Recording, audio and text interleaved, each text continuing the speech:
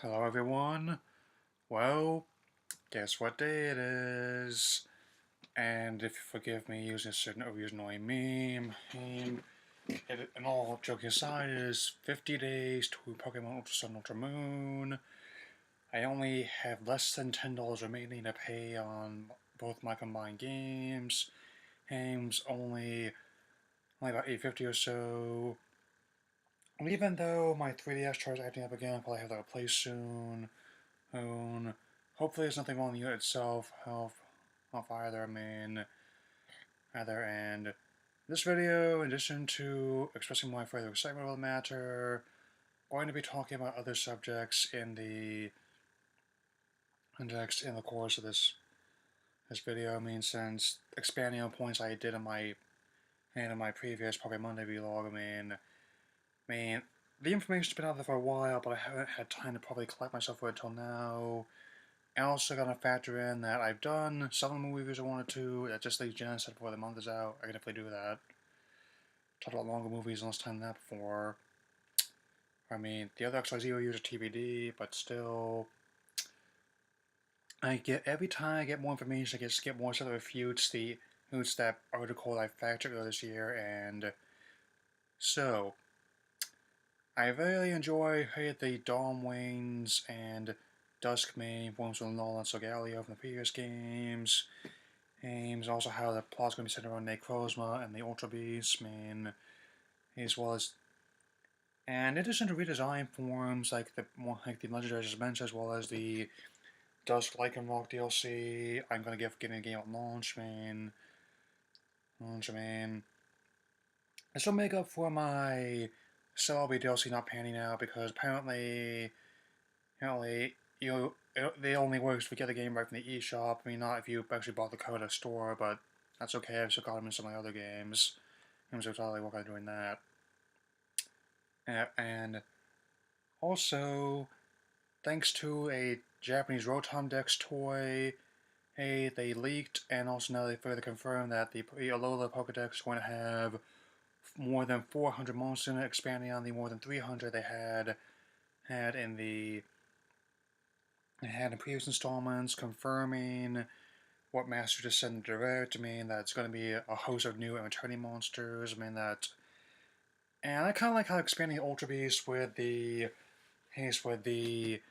Burst form and the Assembly form. Ever since. And apart from the other Pennywise memes I made of Burst, I like how they're giving Poplio join them since I was part of the Defense Squad even before the games came out. I still am.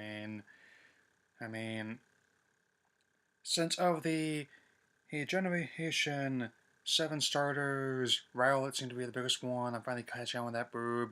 Given how I started with Snivy and Blacktone White too after I finally gave in to that little smug leaves kind of fandom. I'm thinking that in Ultra Sun I'm gonna be calling this little round owl Hawkeye if it's male, or Mako if it's female.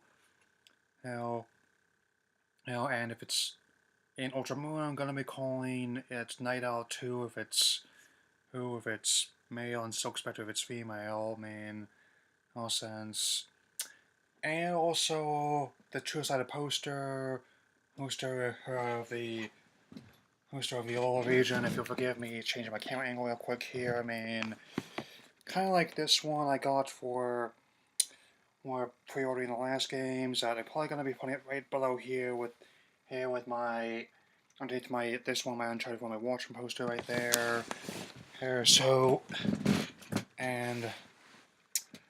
And so I definitely like how they're expanding more with. They're already showing us some areas that are going to be expanded, such as the trial system, how new challenges specifically I kind of like how they're expanding ones from my two favorite trial captains, Kiawe and Sophocles.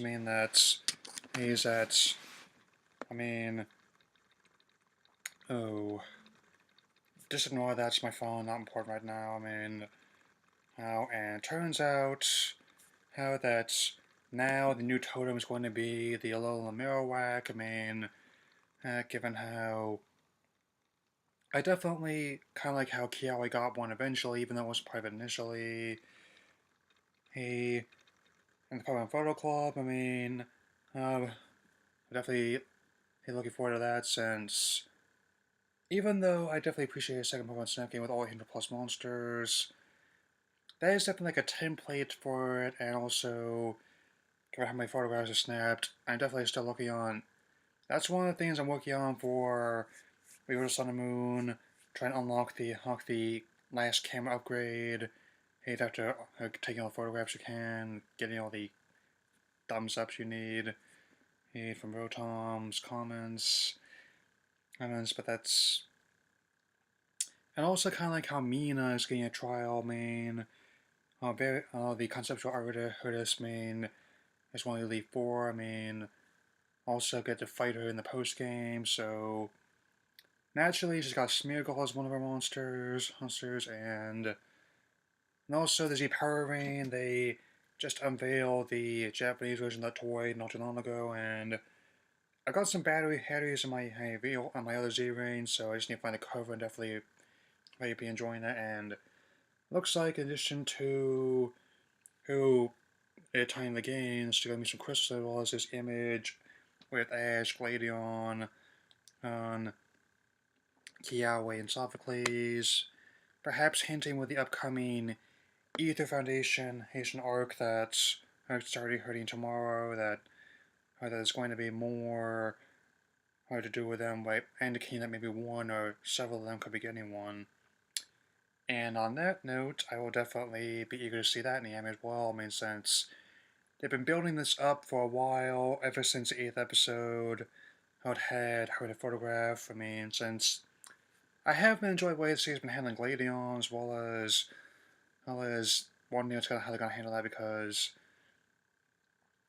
I'm not sure how they're gonna handle things with it. Because, for instance, I mentioned before, not a big fan of the game version of Team Flare, and I kind of like how the XYZ arc handled them better, made them basically they did a similar thing that the manga did. They just got rid of the camp and play up the darker elements. I mean, that's elements. Only this time, the rival actually has been built up a lot better and has more potential to be handled. Since I mean, there were a lot of theories with along, but that's it. They're just theories. I'll address them when I get to the extra theories more, but I can't really suggest as something that isn't hinted in the show itself.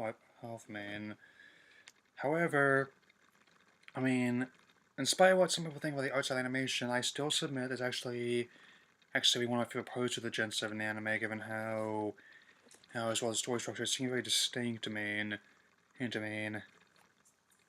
And again, I am a big fan of a lot of other anime that have Western motifs like Cowboy Bebop, One Piece, Big O, a whole slew of them for me. I mean, it's kind of interesting given how, in general, even though it's definitely distinct from the XYZ given my shirt and hat, man.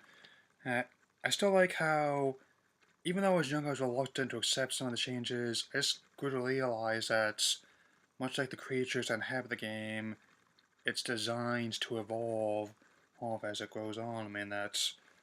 Oh, man. And I definitely would. I'm not sure what's going to happen, how they're going to handle ones like Wick or Faba, and also Burnett, who was actually part of the game from the beginning, but it's just now getting into the series, but we'll find out. And I still had to wonder what happened with Lucamine and why. I know her motivation for wanting Cosmog, aka Nibby, is definitely different in the game, but I'm not going to spoil that element. Go play them yourself and you understand why I'm saying this in this. Because it turns out before Lily was afraid of them, she actually liked them. So what could have happened? What could have caused these children to have falling out with their mother? I mean, that's. What exactly they could have turned a good boy like Lady on into her man, and so consumed with desire for rage and angst. Angst. I mean, how could someone like Lily be so afraid and and hate of just everything before people try to open up to her. And moreover, what secrets does Nebby and Titan No hold? I mean, but I guess that'll all be revealed tomorrow. I mean, in addition to my next XYZ review, which I am working on by the way, just trying to factor in how I'm going to do all this with school starting up again. Taking online class is going to be part of this thing that I'm going to work around. But still, I'm definitely excited to hear what lies ahead, but that's basically my goal. I'm probably gonna do a video, on my thoughts of Aether Foundation further in the anime. Hey, after I see the first episode at some point, and I definitely want to get the Genesis review out by the end of this month, as well as a surprise or two. And you will just have to wait and see what they are, and just so you know, I'm not just gonna be lazing around, eating cookies and playing my game, mainly because I figure to maintain, and I still need to get my charger fixed or replaced. So, and anyway, that'll be all for now. Let me know what you think of these developments and what you might like to see in the anime, the games, or comments, and I will definitely see you all later.